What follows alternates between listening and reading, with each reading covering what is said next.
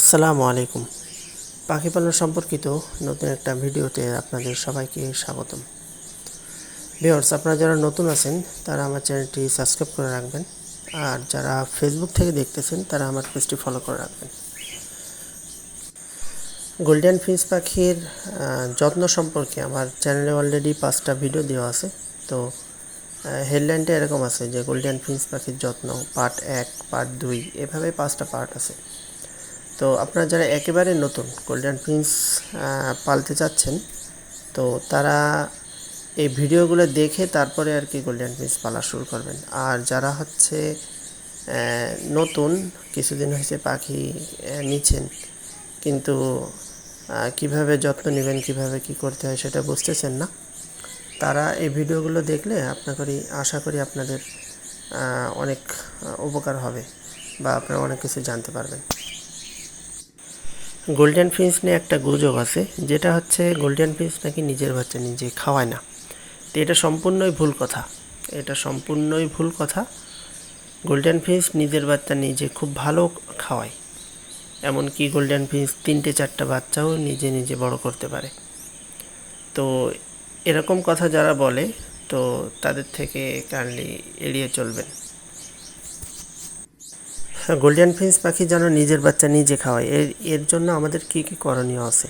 এর জন্য হচ্ছে আমাদের সর্বপ্রথম করণীয় হচ্ছে চেষ্টা করতে হবে যে পাখি নিজের বাচ্চা নিজে খাওয়ায় বড় করছে, মানে একটা প্যারেন্টস তার বাচ্চাদের নিজের খাওয়ায়ে বাচ্চাগুলো বড় করছে, ওই বাচ্চাগুলো কালেক্ট করা। তাহলে হচ্ছে ওরা যখন প্যারেন্টস হবে, ওরা প্রথমবার থেকেই গোল্ডেন ফিঞ্চ নিজের বাচ্চা নিজে খাওয়াবে। এর জন্য আপনারা যারা গোল্ডেন ফিঞ্চ কালেক্ট করতে চাচ্ছেন তারা অবশ্যই চেষ্টা করবেন যে নিজে বাচ্চা খাওয়ানো পাখি কালেক্ট করা, মানে গোল্ডেন ফিঞ্চ নিজের বাচ্চা নিজে বড় করছে এরকম পাখি কালেক্ট করা। তাহলে হচ্ছে আপনাদের এই সমস্যাটা হবে না। আর দ্বিতীয় যে কারণটা আছে সেটা হচ্ছে যে আপনারা চেষ্টা করবেন অবশ্যই পাখিগুলোর বয়স মিনিমাম 10 মাস হলে তারপরে ব্রিডিংয়ে দেওয়ার জন্য। তো আমরা যারা আছি অনেকেই পাখির ফার্স্ট মল্টিং শেষ হয়ে গেলেই পাখির ব্রিডিংয়ে দিয়ে দেওয়া হয়। তো এটা আসলে ঠিক না।